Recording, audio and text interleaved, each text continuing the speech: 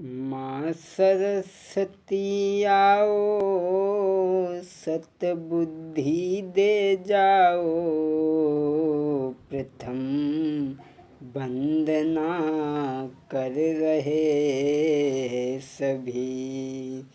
प्रथम वंदना कर रहे सभी। एक पुस्तक दूजे में बीड़ा सार दे, अपने भक्तों को मैया तू तार दे। हंस दाहिनी ज्ञान वाहिनी, भूले को राह बता जाना, प्रथम वंदना कर रहे सभी। प्रथम वंदना कर रहे सभी। आज आप मैया मेरे कंठ पे विराजो, आज आप मैया मेरे कंठ पे विराजो।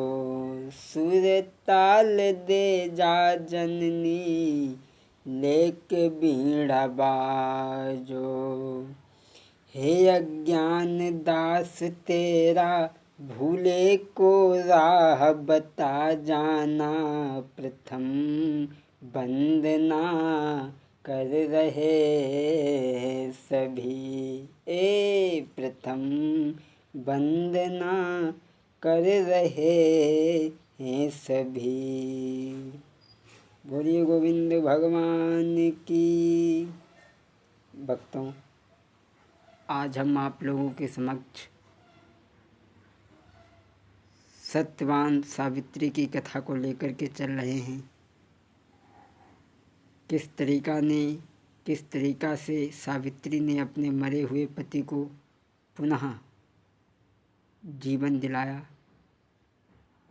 देखें, मध्य प्रदेश के बीच में एक राजा हुए हैं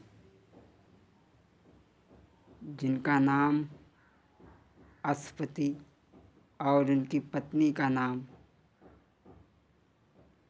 अंजलि। बड़ा ही अच्छे राजा थे, प्रजा को पालन करते थे।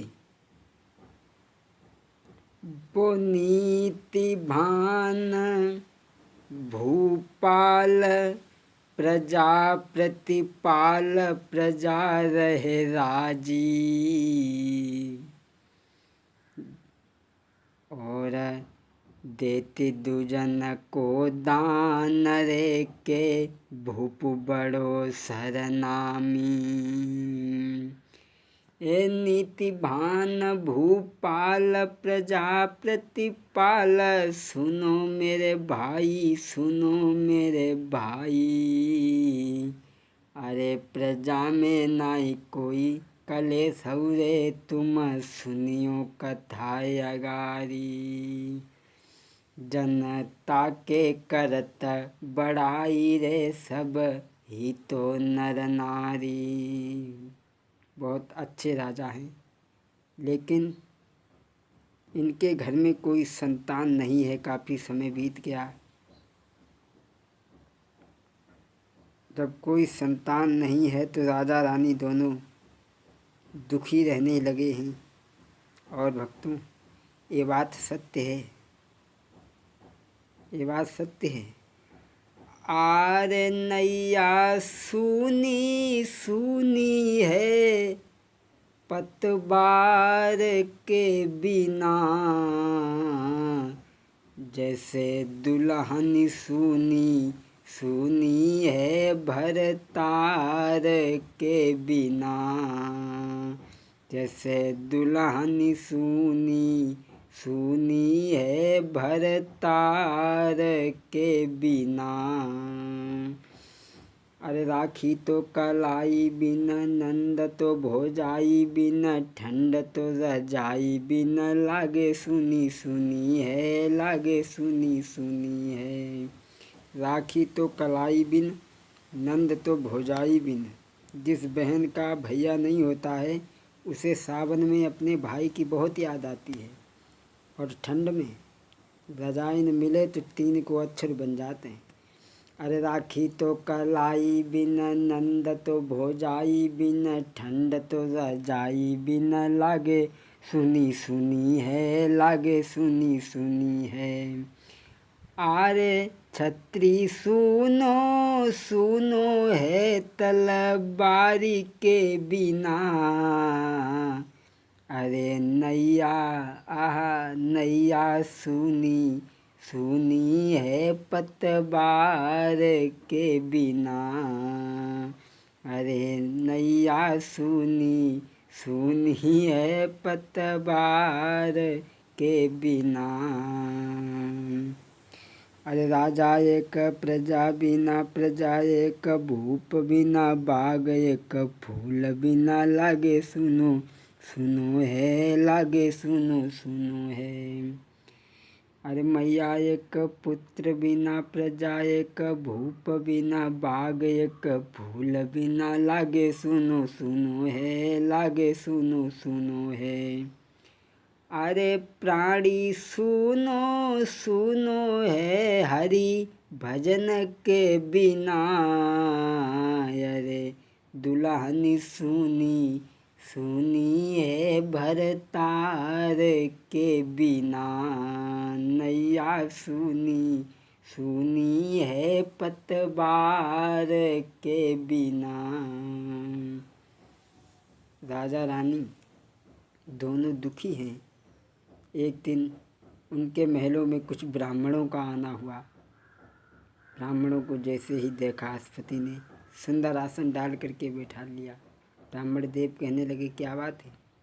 दोनों प्राणी बहुत ही चिंतित हो कहने लगे महाराज हमारी कोई संतान नहीं है, आगे चल के इस राज्य को कौन चलाएगा। उसी समय ब्राह्मणों ने अपनी विद्या से, ज्योतिषी विद्या से बताया, कहा कि तुम एक काम करो, माँ सावित्री की 1 साल तक पूजा आराधना करो, तब तुम्हारे घर में कोई संतान होगी। आज राजा रानी दोनों ने बात को सुना है तो दोनों बड़े मगन हुए। चल देते हैं। सावित्री की तपस्या 1 साल तक दोनों ने की है राजपाट को छोड़ करके। और जब वापस आए हैं, करी सावित्री की तपस्या, लौट घर वापस आए हैं। हुआ क्या, करी सावित्री की तपस्या, लौट घर वापस आए हैं। अरे दान दियो बहुबात भूप ने, दान लुटायो है भैया। जब वापस आए हैं तो दान लुटाने लगे। ऐसा ही नहीं भक्तों, अरे धर्म जड़ गहरी बतलाई, और मात अंजलि ने आंगन में बिटिया एक जाई।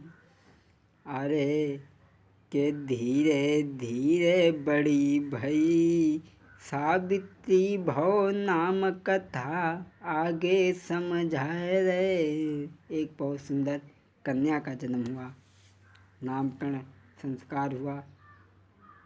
जब उसका नाम सावित्री की आराधना से हुई थी, उसका नाम सावित्री रखा गया। धीरे धीरे सावित्री बढ़ती है जिस प्रकार का दूज का चंद्रमा बढ़ता है। बड़ी हो गई तो एक दिन रानी कहने लगी महाराज घर में बेटी सयानी हो गई है, इसके लिए कोई वर तलाश करो। आज महाराज अश्वति चले हैं बेटी के लिए वर देखने के लिए, और साथ में सिपाहियों को लेकर के चले। देश विदेश में जाकर के देखते हैं, कहीं वर मिल जाता है तो घर नहीं है, घर मिल जाता है तो वर नहीं है। जहाँ दौलत है तहाँ लड़का सुंदर नहीं है, जहाँ लड़का सुंदर है वहाँ दौलत नहीं है। और भक्तों ये बात बात सत्य भी है कि हर चीज़ हर जगह नहीं मिलती है। ये विधि का कुछ विधान ऐसा होता है।